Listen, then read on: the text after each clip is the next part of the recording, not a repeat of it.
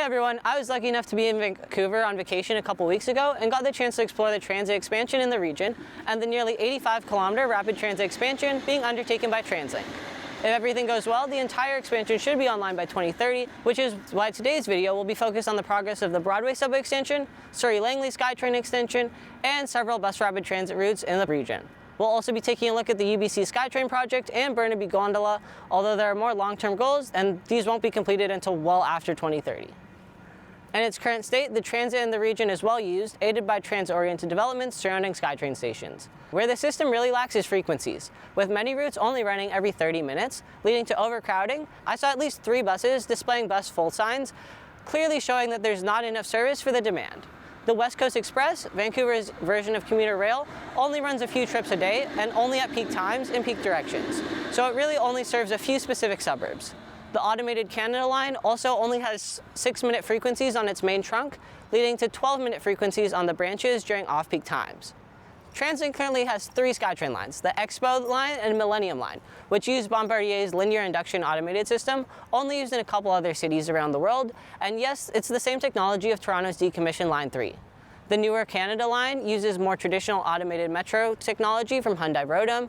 An efficient ferry route known as the C-Bus links Vancouver with the North Shore, and the region is also served by a diverse network of transit on its surface, with trolley buses, regional double-decker buses, and regular 60 and 40-foot buses as well.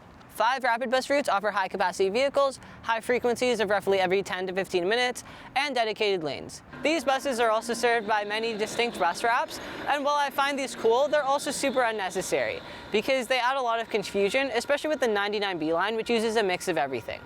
This can be especially confusing for new riders who don't really know the system as well. Speaking of the 99B line, it's often been touted as the busiest bus route in North America, and whether or not that's true is up for debate, but it did have 10 million yearly boardings last year, and a frequency of every 3 minutes during peak times, clearly showing demand for something more. Before we get into the system expansion, TransLink has ordered 107 trolley buses from Solaris, the European manufacturer making strides into the North American market.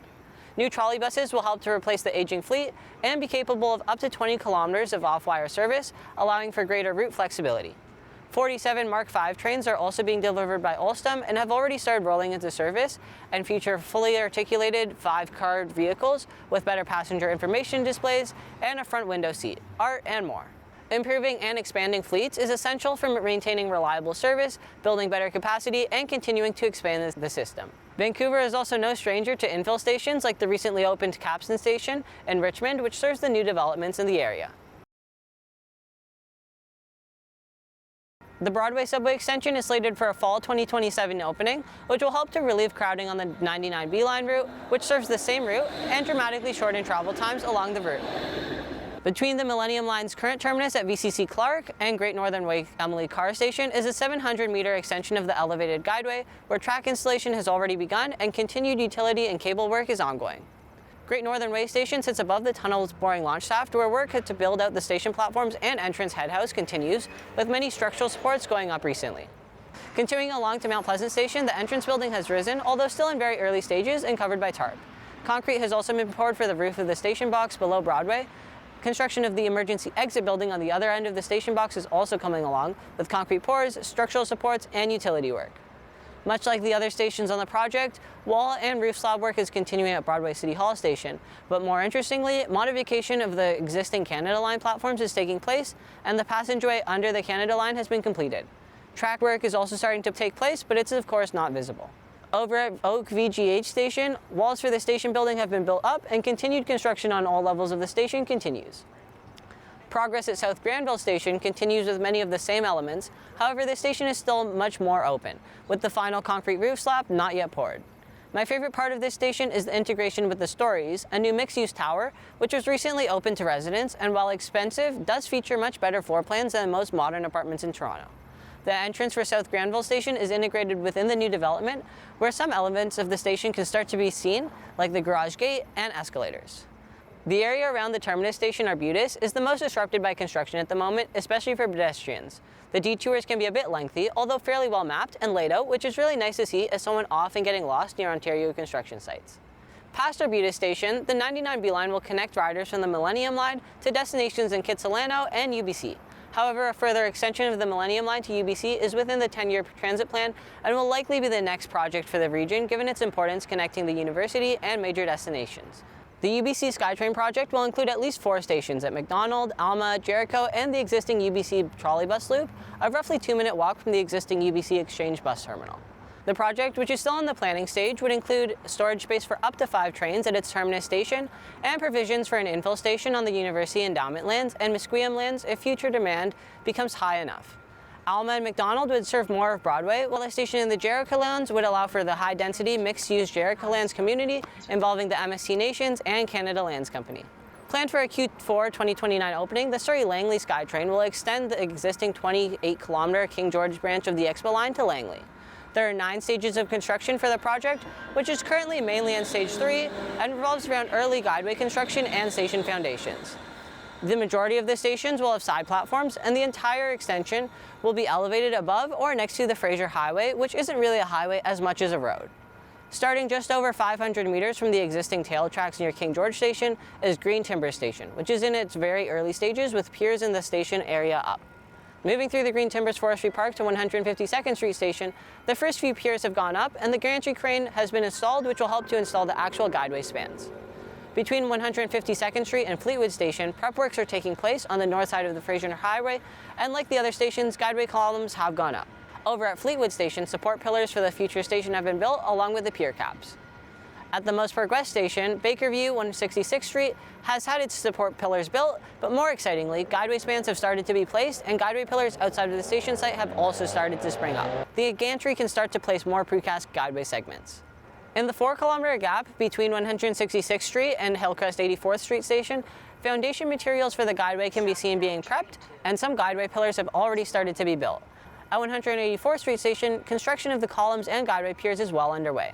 Early works are still taking place at both Clayton and Willowbrook stations, and Clayton Station will also involve reorganizing the street grid around 190th and 192nd Street. The last station on the extension is Langley City Centre, where when I got off the bus to film, I struggled to find any sort of city centre. While there is a mall nearby, it's closer to Willowbrook than here, and there's really no activation of the streets, which is common in many smaller city centres. Luckily, development is planned around the area to bring more homes, jobs, and retail. The station itself is in its very early stages. Only a couple rebar pillars were in place awaiting concrete pours when I was there. Overall, the Surrey-Langley Skytrain is an interesting project in the sense that much of the project is being built in extremely rural and suburban areas where you have to wonder whether better bus service could potentially be a better short-term solution. I'm by no means arguing against the project, however, only commenting on how it's funny to build rapid transit in such low-density areas, which often don't have great bus service to begin with. Something that has also been done in Montreal, Ottawa, and the GTA to some extent. TransLink is currently planning for 3 priority bus rapid transit or BRT corridors. While there are a total of 9 corridors which have been identified for BRT, the first 3 corridors are continuing through parts of planning and design now. While awaiting funding from higher levels of government, these projects are estimated to be built within 3 years once funding is secured, down from the original 5 that TransLink cited earlier. If funding can be secured by the end of next year, Metro Vancouver will no doubt have 3 BRT routes by 2030. The King George BRT will extend and replace part of the existing R1 Rapid Bus while connecting to the Expo Line, R6 Rapid Bus, and terminate at Semiahmoo City Centre, which is currently a shopping mall planned to have much of the nearby land upzoned for high-density mixed-use development. Also linking to the Surrey-Langley Skytrain, the Langley-Haney Place BRT will connect to the future Willowbrook Station before heading north along 200th Street, stopping at Carvelth Exchange, one of the many regional bus hubs of the region, and finally connecting to the R3 Rapid Bus and terminating at Haney Place. Much of the route will see densification both in Maple Ridge and Langley, with mixed uses, community services, and better active transportation infrastructure. Finally, the Metrotown North Shore BRT will act as a temporary measure before being replaced by light rail or preferably Skytrain, likely coinciding with the replacement of the Ironworkers Bridge. Public consultation wrapped up on September 21st, with the biggest area of contention being between 2 alignments in Burnaby Heights, one which would serve retail in East Hastings and one which would serve light industrial uses on Boundary. The big fear from businesses on East Hastings is that BRT would reduce on-street parking and thus reduce customers. This argument underscores people's willingness to shop using methods other than the car, which I've covered in more detail in my Rapid TO video. While TransLink hasn't released a decision yet, hopefully the higher demand option on East Hastings is chosen. Along the Ironworkers Bridge, bus-only lanes won't be used. However, methods to improve bus access are being looked at, something TransLink has already been doing on the north side near Phibbs Exchange bus terminal. Metro Vancouver's BRT routes will feature transit signal priority, high-quality stops and bus lanes, as well as a bus every 5 minutes. Perhaps the most interesting mode of transit is the Burnaby Gondola project, which remains unfunded, but like the UBC Skytrain, is part of the 10-year priorities plan for the region. Connecting the Production Way University Station directly to the homes on Burnaby Mountain and Simon Fraser University, existing transit riders would see their trip up the mountain shortened by 8 to 38 minutes compared to existing bus service, and would have easy access to both the Expo line and Millennium line. Each gondola cabin would have capacity for approximately 30 people. Metro Vancouver has almost 22 kilometers of under-construction SkyTrain set to open before the end of the decade, 62 kilometers of unfunded bus rapid transit in the planning stage for an approximately 2030 opening. A gondola and further SkyTrain extension to UBC are also up next on the priority list. While I spent a substantial amount of time on TransLink, I won't pretend that I know how impactful these projects will be to the region. However, the Broadway Subway extension is without a doubt a much-needed project, relieving crowding on the 99B line, which runs above, and the BRT routes, which will help shave off travel times. I hope that as the next investment plan for TransLink is created, funding is provided for the remaining projects, and a focus on higher frequencies takes place. Thanks for watching.